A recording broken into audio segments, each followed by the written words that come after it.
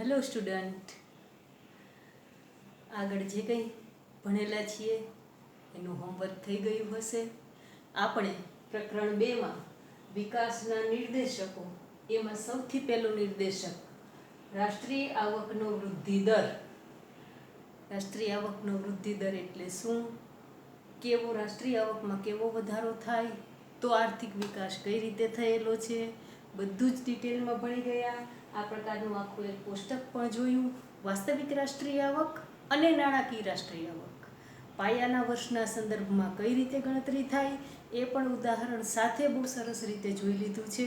એટલે આ બધો જ કન્સેપ્ટ ક્લિયર થઈ ગયો હશે. હવે આપણે એનો બીજો નિર્દેશક એટલે કે માથાદીઠ આવકનો વૃદ્ધિ દર જોઈએ.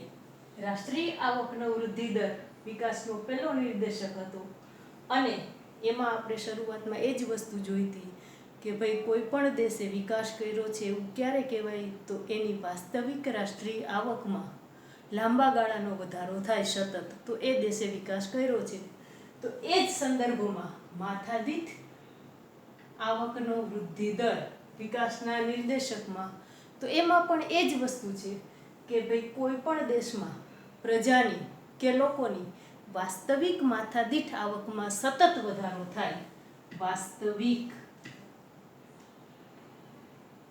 માથાદીઠ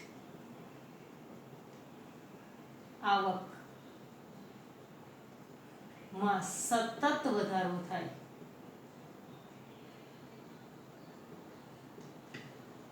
તો તે દેશે વિકાસ કર્યો છે એમ કહી શકાય. અહીંયા પણ ભાર શેના ઉપર દીધેલો છે? વાસ્તવિક માથાદીઠ આવક. આપણે વાસ્તવિક આવક અને નાણાકીય આવક કઈ રીતે જુદી પડે છે બરાબર આગલા વિડીયોમાં જોઈ ગયા છીએ. એટલે વાસ્તવિક માથાદીઠ આવકમાં સતત વધારો થાય તો એ દેશે વિકાસ કર્યો છે એમ કહેવાય. એટલે માથાદીઠ આવક એ વિકાસના નિર્દેશકોમાંનું એક નિર્દેશક છે. હવે જેમ રાષ્ટ્રીય આવકમાં જોયું હતું એમ જ માથાદીઠ આવકમાં જોવાનું છે કે ભાઈ માથાદીઠ આવકમાં વધારો કેટલા પ્રમાણમાં થાય છે. આવકમાં વૃદ્ધિ અને એની સામે જોવાનું છે કે વિકાસ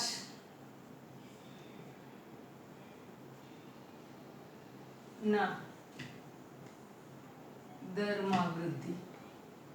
તો કે કોઈ પણ દેશના લોકોની માથાદીઠ આવકમાં વૃદ્ધિ એટલે કે વધારો, ઊંચા દરે વધારો થતો હોય, ઊંચા દરે વધારો, તો તે દેશનો વિકાસ પણ ઊંચા દરે થાય છે. જેમ રાષ્ટ્રીય આવકમાં જોયું હતું એ જ 4 મુદ્દા અહીંયા જોવાના છે. જો એનો વિકાસ માથાદીઠ આવકની વૃદ્ધિ નીચા દરે થતી હોય, વધારો તો થાય જ છે પણ એ વધારો નીચા દરે થાય છે, તો એનો વિકાસ પણ નીચા દરે થાય છે. અને માથાદીઠ આવકમાં વધારો નથી થતો, ઘટાડો નથી થતો, એ સ્થગિત અવસ્થામાં છે, તો વિકાસનો દર પણ સ્થગિત છે. એટલે ત્રીજી વસ્તુમાં એમાં કોઈ પણ પ્રકારનો વધારો થાય નહીં તો એને સ્થગિત અવસ્થા કહેવાય. તો જો માથાદીઠ આવક સ્થગિત છે, જેમ છે એમ જ છે, તો વિકાસનો દર પણ સ્થગિત અવસ્થામાં છે એમ કહેવાય. અને જો માથાદીઠ આવકમાં ઘટાડો થાય તો વિકાસમાં પણ ઘટાડો થાય છે. સેમ આપણે રાષ્ટ્રીય આવકનો વૃદ્ધિ દર જોયો ત્યારે આ જ પ્રકારની 4 બાબતો જુદી તારવેલી હતી. માત્ર એટલું બેય પ્રશ્નને એકદમ સરખી રીતે યાદ રાખી શકો અને લખી શકો.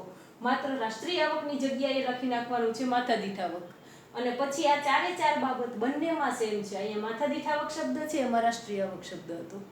બસ માથાદીઠ આવક છે એ રાષ્ટ્રીય આવક કરતાં એક ચડિયાતો નિર્દેશક છે. રાષ્ટ્રીય આવકનો નિર્દેશક છે એના કરતાં ચડિયાતો છે, ઊંચો છે. આવું કોણ માને છે? તો કે સામાન્ય રીતે આપણે જોઈએ તો આપણે પણ કહી શકીએ કે રાષ્ટ્રીય આવક કરતાં માથાદીઠ આવકનો વૃદ્ધિ દર એ નિર્દેશક વધારે ચડિયાતો છે કે વધારે અસરકારક છે? સંયુક્ત રાષ્ટ્ર સંઘ એના વિદ્વાનો છે એ પણ UN, સંયુક્ત રાષ્ટ્ર સંઘ, આ પણ યાદ રાખજો, સંયુક્ત રાષ્ટ્ર સંઘ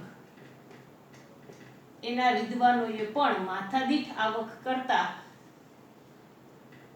રાષ્ટ્રીય આવક કરતા માથાદીઠ આવકના ખ્યાલને વધારે મહત્વનો ગણ્યો છે. શા માટે? તો કે માત્ર રાષ્ટ્રીય આવકનો વધારો છે દર વર્ષે ભારતની થાય જ છે. સ્વતંત્રતા મળ્યા પછી રાષ્ટ્રીય આવકમાં તો વધારો થાય જ છે, પણ સાથે સાથે વસ્તીમાં પણ આપણે એટલો વધારો થાય છે કે જેથી વિકાસના ફળ લોકો સુધી પહોંચી શકતા નથી. એટલે વસ્તી વધારાને અંધારી રાતનો શત્રુ કીધેલો છે. પરંતુ માથાદીઠ આવકના ખ્યાલમાં વસ્તીને પણ ધ્યાને લેવામાં આવે છે. એક માર્કમાં એનું સૂત્ર પણ પૂછાઈ શકે છે. ખાસ યાદ રાખવાનું છે, માથાદીઠ આવક કોને કહેવાય? સૂત્ર માથાદીઠ આવક. આ ગઈ માર્ચની પરીક્ષામાં પણ આ વસ્તુ પૂછાયેલી છે. માથાદીઠ આવકનું સૂત્ર એટલે આ મોસ્ટ આઈએમપી છે. માથાદીઠ આવક દેશની કુલ રાષ્ટ્રીય આવક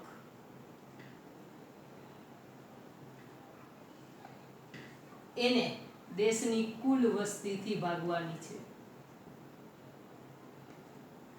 દેશની કુલ રાષ્ટ્રીય આવકને દેશની કુલ વસ્તીથી ભાગીએ ત્યારે સરેરાશ આવક મળે છે, અને જે સરેરાશ આવક મળે છે એને જ માથાદીઠ આવક કહેવામાં આવે છે.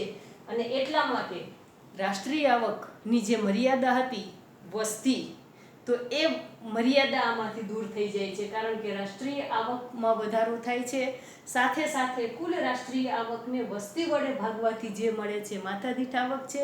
એટલે રાષ્ટ્રીય આવકના ખ્યાલ કરતાં માથાદીઠ આવકનો ખ્યાલ ચડિયાતો છે. અને આપણે જ્યારે વિકાસની વાત કરી હતી ત્યારે પણ બે વસ્તુ કીધી હતી કે ભાઈ વિકાસ કોઈ પણ દેશે, વિશ્વનો ખ્યાલ ચેપ્ટર શરૂ કર્યું ત્યારે જ કે વિશ્વના તમામ દેશો એક જ વસ્તુ ઈચ્છે છે કે દેશનો વિકાસ થાય. અને દેશનો વિકાસ કરવો હોય તો બે વસ્તુ, એક તો માથાદીઠ આવકમાં વધારો કરવો પડશે, અને જો માથાદીઠ આવક વધશે તો જ જીવન ધોરણ ઊંચું આવશે. અને જીવન ધોરણ ઊંચું આવશે તો લોકોની ભૌતિક સુખાકારી વધશે. એટલે માથાદીઠ આવક વધે છે એ બે વસ્તુ, લોકોની ભૌતિક સુખાકારી વધે, આ ભૌતિક સુખાકારીનું માપદંડ છે, અને લોકોના કલ્યાણનું પણ માપદંડ છે. માથાદીઠ આવક છે એ આ બે વસ્તુ, લોકોની ભૌતિક સુખાકારી વધે છે. કઈ રીતે ખબર પડે? તો કે લોકોની માથાદીઠ આવક વધશે એટલે લોકો પાસે આવક વધુ આવશે, એટલે એનું જીવન ધોરણ ઊંચું આવશે. જે લોકો બસમાં મુસાફરી કરતા હતા એની આવકમાં વધારો થશે તો એની પાસે ગાડી આવશે, 4 વ્હીલ આવશે, એટલે એની ભૌતિક સુખાકારીમાં વધારો થયો, એનું જીવન ધોરણ ઊંચું ગયું, એટલે લોકોના કલ્યાણમાં વધારો થાય.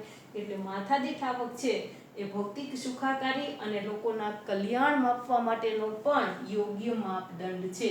માટે રાષ્ટ્રીય આવક કરતાં માથાદીઠ આવક વૃદ્ધિનો દર છે એ વિકાસના નિર્દેશક તરીકે એક સ્ટેપ ઉપર છે, એના કરતાં ચડિયાતો છે. હવે એક કોષ્ટક પણ આપેલું છે માથાદીઠ રાષ્ટ્રીય આવક સમજવા માટે. તો આટલી વસ્તુની ચર્ચા કર્યા પછી આ 3 માર્કમાં આ પણ પૂછાય, આ પણ પૂછાય, આ પણ, 4 માંથી કોઈ પણ વસ્તુ 3 માર્કમાં પૂછાઈ શકે. ત્યારે 3 માર્ક માટે આ બધી જ ડિટેલમાં ચર્ચા કરવી જરૂરી છે. પહેલાં તો માથાદીઠ આવકનો વૃદ્ધિ દર માટે કોઈ પણ દેશ માટે વાસ્તવિક માથાદીઠ આવકમાં સતત વધારો થાય તો દેશે વિકાસ કર્યો છે, ત્યાંથી શરૂઆત કરવાની છે. ત્યાર પછી આ 4 બાબતોને વિસ્તૃત રીતે સમજાવવાની છે. મેં કીવર્ડ જ લખેલા છે, પણ એને આખા પેરેગ્રાફમાં તમે બહુ સરસ રીતે ફેરવી શકો. ત્યાર પછી એનું સૂત્ર લખવાનું છે, માથાદીઠ આવક બરાબર દેશની કુલ રાષ્ટ્રીય આવક છેદમાં કુલ વસ્તી. અને આ માથાદીઠ આવક છે એ કઈ બે વસ્તુનું માપદંડ છે?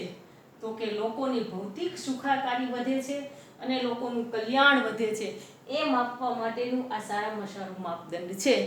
આટલી વસ્તુ તમારે એમાં લખવાની છે. પછી એક કોષ્ટક અને એ કોષ્ટકની સમજૂતી, જેથી બે દેશો વચ્ચેની તુલના થઈ શકે અને માથાદીઠ આવકના સંદર્ભમાં ભારત બીજા દેશોથી કેટલો આગળ છે કે પાછળ છે, અથવા તો સૌથી આગળ કયો દેશ છે એ પણ પૂછાઈ શકે. એ રીતે આ કોષ્ટકની ચર્ચા કરવાની છે. કોષ્ટકમાં સૌથી પહેલું ધ્યાન દોરે એવી બાબત કોઈ હોય તો એ છે સમખરીદ શક્તિના માપદંડ મુજબ. એટલે સૌથી મહત્વની વસ્તુ આપણે ત્યાંથી શીખવાની છે. પણ એ શીખતા પહેલા આપણે કોષ્ટકની ચર્ચા કરી લઈએ, પછી તમને સમખરીદ શક્તિ એટલે શું થોડો ખ્યાલ મેં તમને આ બાબતનો 11મા ધોરણમાં પણ કીધો હતો. પણ હવે તમારે સમખરીદ શક્તિ શું છે એ વ્યવસ્થિતપણે શીખી જવાની જરૂર છે, જેથી આપણને ભવિષ્યમાં પણ તમે આગળ કંઈ પણ ભણશો ત્યારે આ બધા ખ્યાલો તો બેઝિક છે. વાસ્તવિક રાષ્ટ્રીય આવક સમજ ગણતરીની રીત, પછી આપણે નાણાકીય રીતે રાષ્ટ્રીય આવક ગણતરીની રીત, એ જ રીતે સમખરીદ શક્તિનો સિદ્ધાંત શું છે. પણ સૌથી પહેલા આપણે કોષ્ટકની સમજૂતી લઈએ. તો અહીંયા દેશ નોર્વે, અમેરિકા, શ્રીલંકા, ચીન, ભારત અને પાકિસ્તાન. રાષ્ટ્રીય આવકની વાત હતી, એનો વૃદ્ધિ દર હતો ત્યારે પણ આ જ 6 દેશ લીધેલા હતા. હવે માથાદીઠ રાષ્ટ્રીય આવક US ડોલરમાં આપેલી છે, કારણ કે એકબીજા સાથે સરખામણી કરવાની હોય ત્યારે એને કોઈ એક ચલણમાં એનું મૂલ્ય માપવું બહુ જરૂરી હોય છે. તો નોર્વેની માથાદીઠ રાષ્ટ્રીય આવક કેટલી છે? 64,992 $. ત્યાર પછીના ક્રમમાં આવે અમેરિકા, $65,947, શ્રીલંકા $9,779. પણ એના કરતાં વધુ ચીનની છે, કારણ કે નોર્વે, અમેરિકા, ત્યાર પછી ચીન રાષ્ટ્રીય આવકની દ્રષ્ટિએ પણ એનો જ નંબર હતો, $12,547. ભારતની માથાદીઠ આવક $5,497 છે અને પાકિસ્તાન સૌથી ઓછી માથાદીઠ આવક $4,866 છે. હવે વૃદ્ધિ દરને જોવાની ખાસ જરૂર છે, અને એમાં તમને રાષ્ટ્રીય આવક સમજાવી ત્યારે સમજાવ્યું હતું કે જે સૌથી વધારે વિકસિત દેશો છે એનો વૃદ્ધિ દર ઓછો હશે, કારણ કે ત્યાં જગ્યા જ નથી વધવાની, કારણ કે વિકાસની ટોચ ઉપર જઈને બેસેલા દેશ છે. એટલે નોર્વેનો વૃદ્ધિ દર 1.1%, અમેરિકાનો 1.6%, શ્રીલંકા 3.5%, ચીનનો વૃદ્ધિ દર 6.7%, ભારતનો વૃદ્ધિ દર 6%. ભલે માથાદીઠ આવકની દ્રષ્ટિએ ઘણા બધા પાછળ છીએ. જો આપણે નોર્વેની સાથે સરખામણી કરીએ તો ભારત કરતાં નોર્વેની માથાદીઠ આવક 11 થી 12 ગણી વધુ છે. ભારત કરતાં નોર્વે માથાદીઠ આવકની વાત કરીએ તો, એટલે કે ભારત કરતાં વિકાસની દ્રષ્ટિએ પણ 11 થી 12 ગણો આગળ છે નોર્વે. પરંતુ ધ્યાન દેવાની બાબત એ છે, હવે એને વિકાસ કરવા એનો જે વૃદ્ધિનો દર છે 1.1% છે, કારણ કે વૃદ્ધિ કરીને ટોચ ઉપર બેસેલું છે. જ્યારે ભારતનો વૃદ્ધિનો દર 6% છે, એટલે ખૂબ ઝડપી દરે ભારત માથાદીઠ આવક અને રાષ્ટ્રીય આવકમાં પણ ભારતનો વૃદ્ધિ દર 7.3% જેટલો હતો. એટલે એ જોઈએ તો પણ ભારત જે વૃદ્ધિ કરી રહ્યું છે એ જોતા બહુ ઝડપથી આગળ વધી રહેલો દેશ છે. આ કોષ્ટક ઉપરથી આપણે એ વસ્તુ કહી શકીએ. હવે જે આ માથાદીઠ રાષ્ટ્રીય આવક આપી છે એ સમખરીદ શક્તિના માપદંડ મુજબ આપેલી છે. હવે મેઇન વસ્તુ ક્લિયર કરવાની છે. આ કોષ્ટક યાદ રાખવાનું. જ્યારે 3 માર્કનો પ્રશ્ન પૂછાય ત્યારે આખું કોષ્ટક ના લખો તો ચાલે, પણ કોઈ પણ 2 કે 3 દેશ અને એનો વૃદ્ધિ દરની ટકાવારી સાથે રાખવી પડે અને લખવી પડે. અને MCQ માટે આ ટકાવારી વૃદ્ધિ દર મહત્વનો છે. એટલે એ ટકાવારી એના માટે યાદ રાખવાની છે કે ભાઈ MCQમાં ક્યારેક પૂછાઈ શકે કે ભારતનો માથાદીઠ રાષ્ટ્રીય આવક 2014 મુજબ કેટલી, બરાબર, અને ક્યારેક એનો વૃદ્ધિ દર પણ પૂછે. એના સંદર્ભમાં અર્થશાસ્ત્ર છે એટલે થોડા ઘણા આંકડાઓ તો આપણે યાદ રાખવા ખૂબ જરૂરી છે. હવે મહત્વનું છે કે અહીંયા માથાદીઠ રાષ્ટ્રીય આવક સમખરીદ શક્તિના માપદંડ મુજબ ગણેલી છે. તો એ સમખરીદ શક્તિનો માપદંડ શું છે, જેને ઇંગ્લિશમાં કહેવાય સમખરીદ શક્તિ, જેને ઇંગ્લિશમાં PPP કહીએ છીએ, પરચેઝિંગ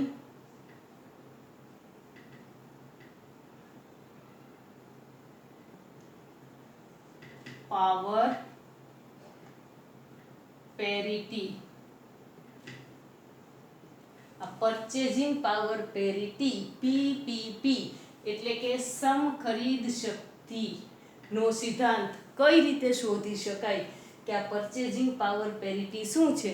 તો બે દેશના ચલણને ધ્યાનમાં લઈને બે દેશ કોઈ એક વસ્તુ કેટલા રૂપિયામાં કે કેટલા ડોલરમાં ખરીદી શકે છે એની તુલના થાય છે અને બંનેની ખરીદ શક્તિ કોઈ એક વસ્તુ ખરીદવા માટે કેટલા ડોલર જોશે એની સામે કેટલા રૂપિયા જોશે. દાખલા તરીકે આપણે એક ઉદાહરણ લઈએ. એક પીઝા લેવાનો છે. હવે એક પીઝા માટે અમેરિકાની વાત કરીએ તો એક પીઝા અમેરિકા $10 મળતો હોય અને ભારતની વાત કરીએ, કિંમત તમને ન આપીએ તો ભારતની વાત કરીએ ત્યારે અમેરિકામાં $10 પીઝા મળે તો આપણે જે એનું મૂંડિયામણનો દર જોઈએ તો $1 બરાબર લગભગ 75 રૂપિયાની આસપાસ છે. તો $10 ગુણ્યા 75 કરી દઈએ તો એનો મતલબ એમ થાય કે ભારતમાં એક પીઝા આપણને 750 રૂપિયાનો પડે. પણ હકીકતે એક સાદો પીઝા ભારતમાં 750 રૂપિયાનો પડતો નથી.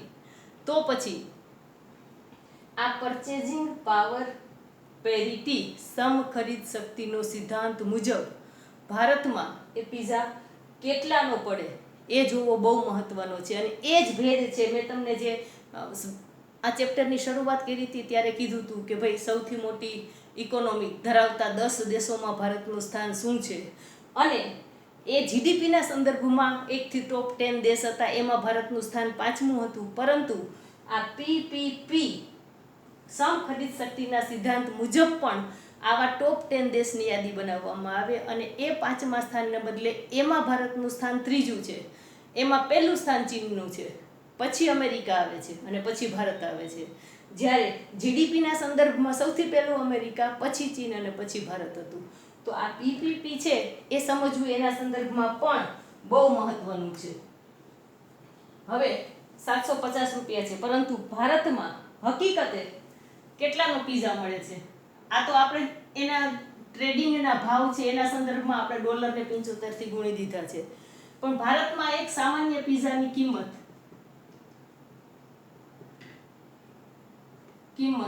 લગભગ 150 રૂપિયા હોય. આ હકીકત છે. આ આપણે $1 બરાબર 75 રૂપિયા ગણીને એની કિંમત ગણી છે.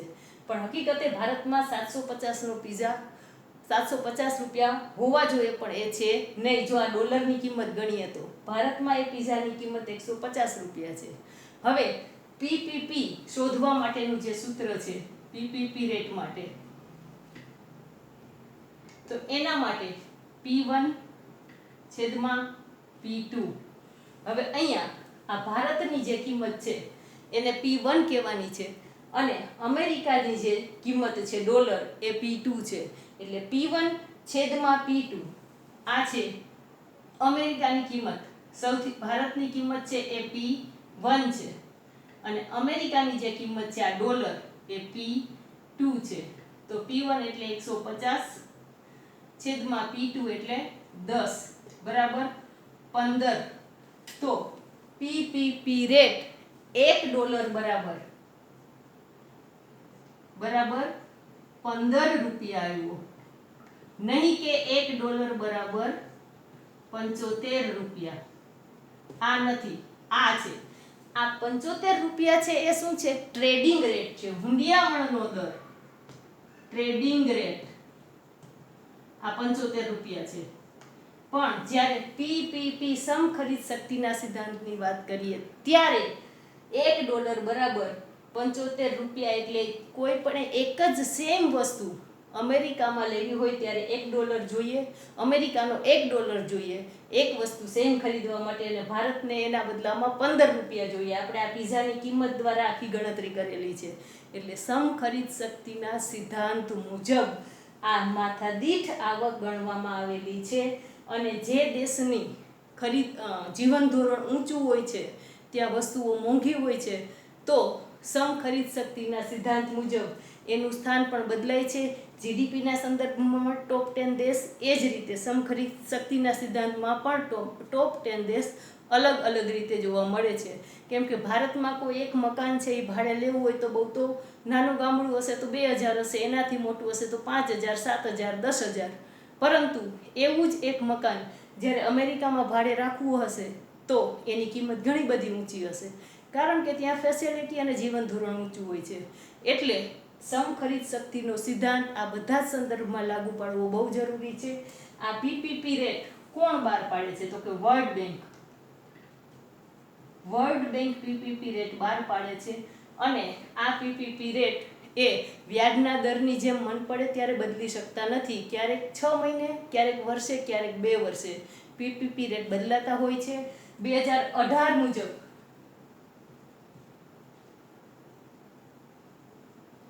ભારતનો પીપીપી રેટ જો જોવા જઈએ તો 18.10 વર્લ્ડ બેંકના જે નક્કી કરેલી ગણતરી છે એ મુજબ ભારતનો પીપીપી રેટ 18.10 છે.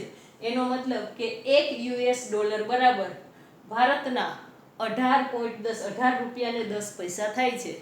એનો મતલબ કે હવે આ જ ગણતરીમાં લઈએ તો આ પીઝા જે આપણે દાખલા તરીકે 150નો લગભગ ભારતમાં આવે છે એની કિંમત 18.10 મૂકીએ તો 180 રૂપિયાની આસપાસ ભારતમાં પીઝાની કિંમત થાય.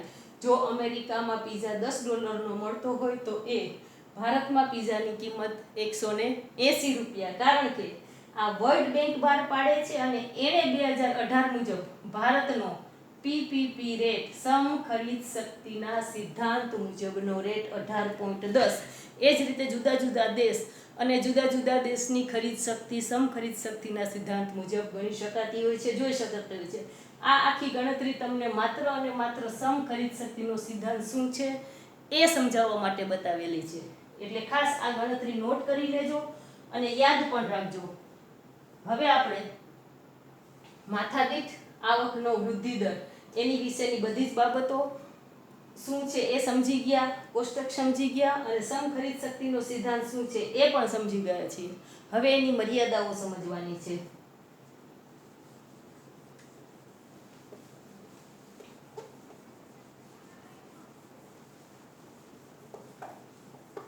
જેમ રાષ્ટ્રીય આવકનો વૃદ્ધિ દર તો એની પણ મર્યાદા હતી. રાષ્ટ્રીય આવકની ગણતરીની પદ્ધતિ, બેવડી ગણતરી, આ બધું વસ્તી અને રાષ્ટ્રીય આવકની ગણતરીની જુદી જુદી રીતો, આ બધી જ એની મર્યાદા છે. તો માથાદીઠ આવકનો વૃદ્ધિ દર એની પણ અમુક મર્યાદાઓ છે અને કોઈ પણ સિદ્ધાંત છે અર્થશાસ્ત્રમાં એ બધા જ માં ક્યાંક ને ક્યાંક કોઈક ને કોઈક મર્યાદાઓ તો રહેલી જ છે. છતાંય રાષ્ટ્રીય આવક કરતા એક સ્ટેપ વધારે ઉપર માથાદીઠ આવકને તો ગણવામાં આવે જ છે. હવે એ માથાદીઠ આવક એની મર્યાદા વિકાસના નિર્દેશક તરીકે માથાદીઠ આવકનો વૃદ્ધિ દર એની મર્યાદાઓ કઈ કઈ છે? તો સૌથી પહેલી માત્ર અંદાજો.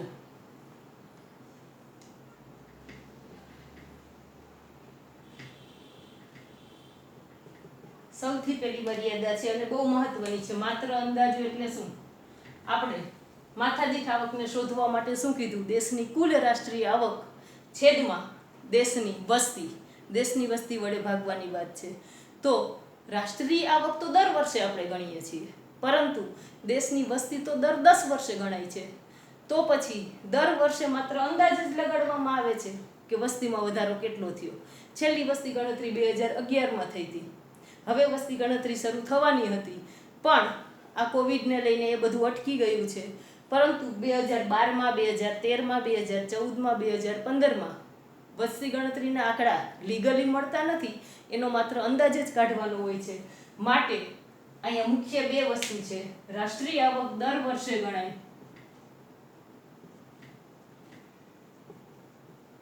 દર વર્ષે, જ્યારે વસ્તી 10 વર્ષે ગણાય. અને માટે વસ્તીના માત્ર અંદાજો જ મેળવવાના હોય છે અને અંદાજ વડે ભાગવામાં આવે તો માથાદીઠ આવક શ્યોર કે 100% કહી શકાય એવી મળવી મુશ્કેલ છે. એટલે આ પહેલો એનો પહેલી મર્યાદા છે કે માત્ર અને માત્ર વસ્તીના સંદર્ભમાં અંદાજો જ હોય છે, જ્યારે રાષ્ટ્રીય આવક દર વર્ષે ગણાય છે.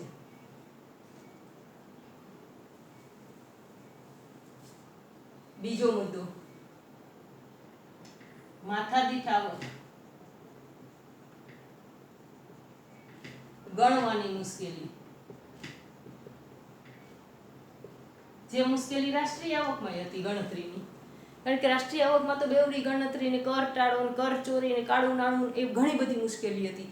સાથે સાથે એની એક મુશ્કેલી એ પણ હતી કે ભાઈ વાસ્તવિક રાષ્ટ્રીય આવક જોવી કે પછી નાણાકીય રાષ્ટ્રીય આવક જોવી, તો એમાં જે તે વર્ષની રાષ્ટ્રીય આવકની ગણતરી વાસ્તવિક રાષ્ટ્રીય આવકથી કરવાની. પરંતુ માથાદીઠ આવકમાં શું કરવું? સૌથી મોટી મુશ્કેલી નાણાકીય માથાદીઠ આવક જોવી કે પછી વાસ્તવિક માથાદીઠ આવક જોવી.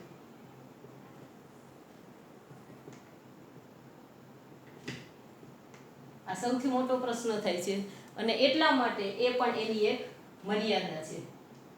ત્યાર પછી ત્રીજી બાબત આવશે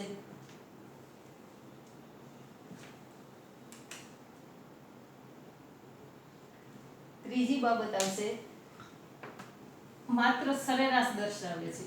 માથાદીઠ આવક માત્ર સરેરાશ.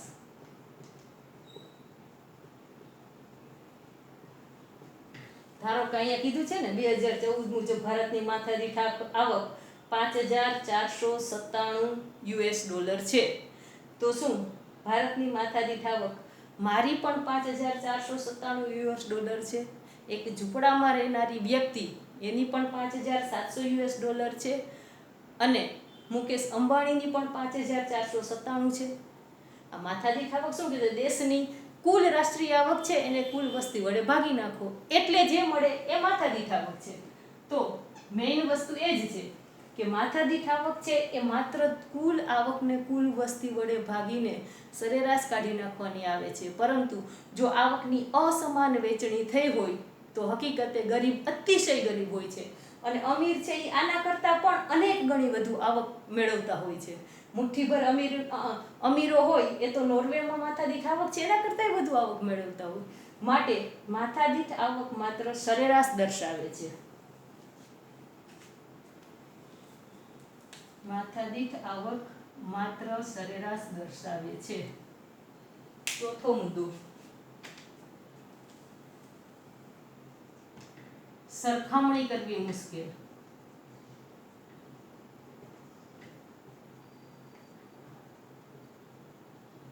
તો બે દેશની માથાદીઠ આવકની સરખામણી કરવી એટલે મુશ્કેલ છે કે દરેક દેશ પોતાની માથાદીઠ આવક પોતાના ચલણ મુજબ બતાવતો હોય છે. જ્યારે બે દેશની સરખામણી કરવી હોય ત્યારે એની માથાદીઠ આવકને આ રીતે ડોલરમાં ફેરવવી પડે. US ડોલરમાં માથાદીઠ આવકને ફેરવવી પડે. ઘણા બધા દેશ એવા છે કે જેની આર્થિક સ્થિતિ, જેને કહીએ ને આપણે કે જ્યાં આવક ખૂબ વધુ હોય અને આવક વધુ હોય તો એનું જીવન ધોરણ ખૂબ ઊંચું હોય અને ઊંચું જીવન ધોરણ હોય ત્યાં વસ્તી ઓછી હોય તો માથાદીઠ આવક પણ ખૂબ ઊંચી હોય છે. પણ ઘણા બધા દેશ એવા છે કે જે વિદેશ વેપારમાં પણ ઘણો બધો કંટ્રોલ રાખતા હોય છે. હુંડિયામણના દર દરેક દેશના જુદા જુદા હોય છે. આ હુંડિયામણનો દર શબ્દ 11માં પણ આવેલો હતો અને 12માં કેટલી વાર આવશે? જુદા જુદા દેશ હુંડિયામણના દરનું નિયંત્રણ પણ રાખતા હોય છે અને એટલે જુદા જુદા દેશની આ બધી આવકમાં આ તમામ વસ્તુઓનો અસર જોવા મળે છે. સૌથી પહેલી વસ્તુ તો હુંડિયામણનો દર એટલે શું? જે દરે એક દેશના ચલણનું બરાબર લખી લેજો. આપણે મળશું ત્યારે અને હજી આગળ પણ આ વસ્તુ યાદ રાખવાની જ છે. જે દરે એક દેશના ચલણનું બીજા દેશના ચલણમાં રૂપાંતર કરવામાં આવે, આ ટિપિકલ અર્થ છે, એને હુંડિયામણનો દર કહેવાય. $1 બરાબર 75 રૂપિયા. તો આ $1 સંદર્ભમાં કેટલા રૂપિયા? આ એનો હુંડિયામણનો દર છે. જે દરે એક દેશના ચલણનું બીજા દેશના ચલણમાં રૂપાંતર કરવામાં આવે એને હુંડિયામણનો દર કહેવાય. તો હુંડિયામણના દરના સંદર્ભમાં પણ જુદા જુદા દેશના ઘણા બધા નિયંત્રણો હોય છે. એટલે જુદા જુદા દેશના જુદા જુદા ચલણો છે અને એટલા માટે એની સરખામણી કરવાનું કામ ઘણું બધું મુશ્કેલ હોય છે. માટે આ 5 છે, આ 4 છે ને એ એની મુખ્ય મર્યાદા છે. પરંતુ 5મી મર્યાદા છે એ લગભગ સરેરાશ દર્શાવે છે, એની અંદર આવી જ જાય છે. છતાં પણ માથાદીઠ આવક નિર્દેશક જે બતાવે છે એના કરતાં છુપાવે છે વધુ. માથાદીઠ આવક જે બતાવે છે એના કરતાં છુપાવે છે વધુ. કારણ કે દેશની કુલ રાષ્ટ્રીય આવકને વસ્તી વડે ભાગી દઈએ એટલે એમ થાય કે દેશના તમામ લોકોની આટલી માથાદીઠ આવક છે. હકીકતે વિકાસશીલ દેશ ભારત જેવા દેશમાં રાષ્ટ્રીય આવક ગમે એટલી વધે છે અને સાથે સાથે માથાદીઠ આવક પણ વધે છે, પરંતુ આવકની વહેંચણી ખૂબ અસમાનપણે થયેલી હોય ત્યારે બતાવે ખૂબ ઊંચા દરની માથાદીઠ આવક, $5,497 ભારતની માથાદીઠ આવક. પરંતુ ભારતમાં ગરીબી રેખા નીચે જીવતા લોકોની સંખ્યા જ એટલી બધી હોય છે કે જેને 2 ટાઈમ ખાવાનું પણ મળતું ન હોય. તો જે બતાવે છે કે હા ભારતની માથાદીઠ આવક આટલી બધી છે, પરંતુ એના કરતાં હકીકત કંઈક અલગ જ હોય છે, એટલે એ છુપાવે છે વધુ. આ 5 મુદ્દા એની મર્યાદામાં યાદ રાખવાના છે. એટલે માથાદીઠ આવકનો આખો ખ્યાલ બરાબર રીતે પૂરો થઈ જાય. રાષ્ટ્રીય આવકનો ખ્યાલ જેમ સમજ્યા એ જ રીતે આપણે માથાદીઠ આવકનો ખ્યાલ સમજ્યા. સૌથી પહેલાં માથાદીઠ આવક એટલે દેશના લોકોની વાસ્તવિક માથાદીઠ આવકમાં લાંબા ગાળાનો સતત વધારો થાય તો દેશે વિકાસ કર્યો છે એમ કહેવાય. ત્યાર પછી દેશના લોકોની માથાદીઠ આવકમાં વધારો અને વિકાસનો વૃદ્ધિ દર.